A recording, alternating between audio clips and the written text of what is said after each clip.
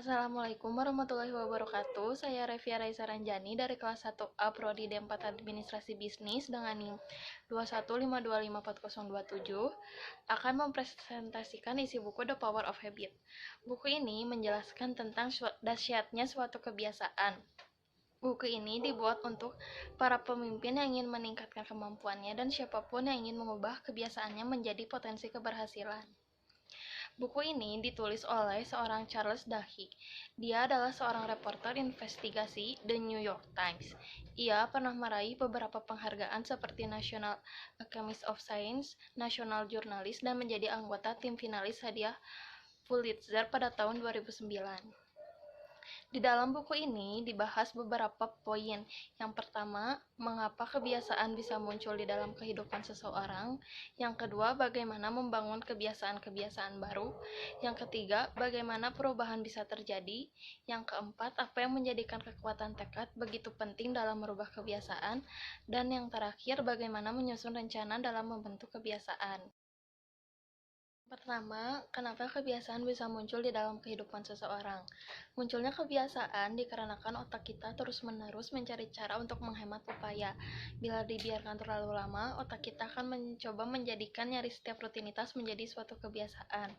Oleh sebab itu, kebiasaan memungkinkan benak kita lebih sering bersantai. Otak yang efisien juga memungkinkan kita berhenti terus-menerus memikirkan perilaku dasar seperti berjalan dan memilih makanan. Proses kebiasaan dalam otak merupakan suatu lingkaran bertahap 3. Yang pertama ada tanda yang memicu memberitahu otak untuk memasuki mode otomatis dan kebiasaan mana yang harus digunakan. Yang kedua ada rutinitas yang bisa menjadi fisik, mental, ataupun emosional. Dan yang ketiga ada ganjaran yang memberitahu otak kita mengetahui apakah lingkaran ini perlu diingat untuk masa depan ataupun tidak. Pada saatnya, lama-kelamaan, lingkar ini menjadi semakin otomatis.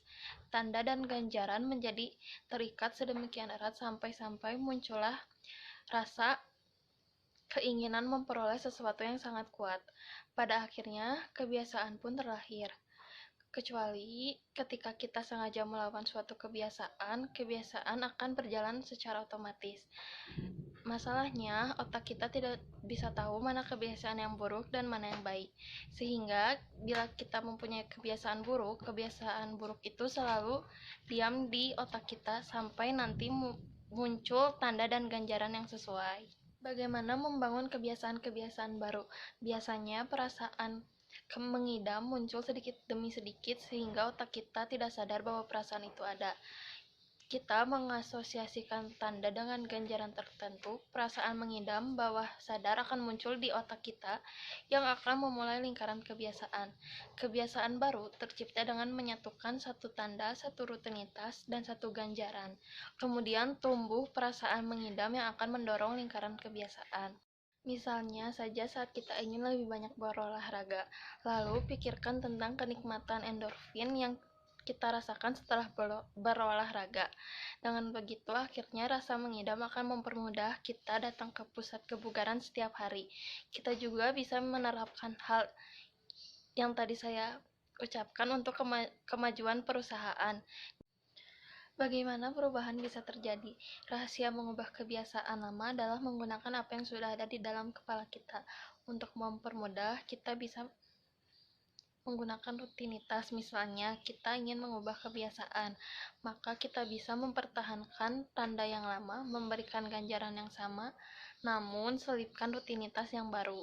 Dengan begitu, kita bisa mengganti rutinitas untuk mengubah kebiasaan, karena hampir semua perilaku bisa diubah bila tanda dan ganjarannya tetap sama seperti sebelumnya. Bila kita dapat mengidentifikasi tanda dan ganjaran, kita bisa mengubah rutinitas. Setidaknya dalam hampir setiap kesempatan. Tapi untuk beberapa kebiasaan, ada satu lagi bahan yang diperlukan, yaitu kepercayaan. Kebiasaan bisa berubah secara permanen. Yang harus kita lakukan adalah percaya bahwa perubahan itu bisa diwujudkan. Jika kepercayaan itu sering muncul dengan bantuan kelompok, maka kita bisa mencoba bergabung ke komunitas yang bisa membantu mengubah rutinitas kita.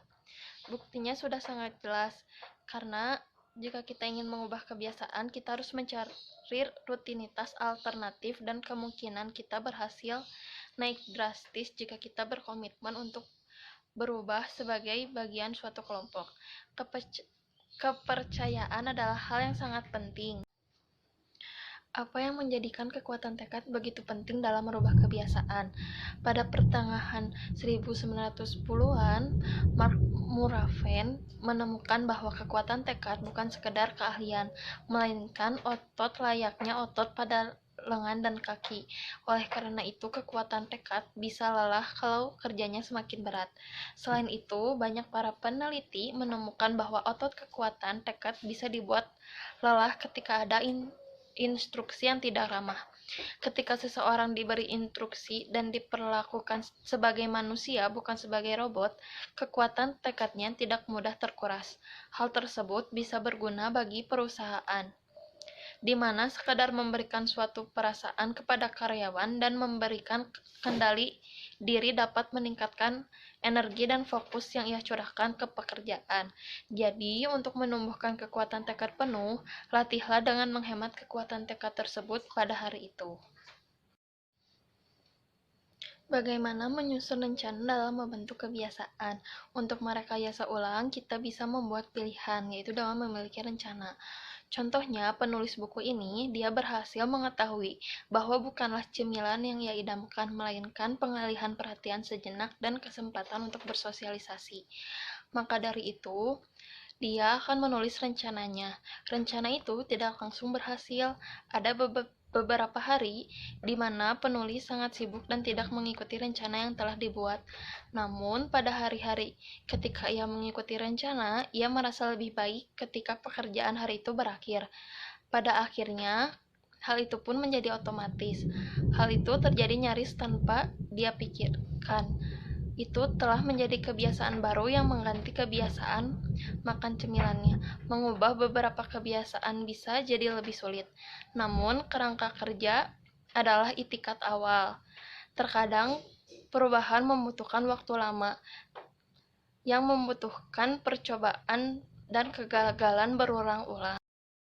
Kesimpulan dari buku ini yaitu ada 3 proses lingkaran kebiasaan dalam otak, yaitu ada tanda, ada rutinitas, dan ada ganjaran.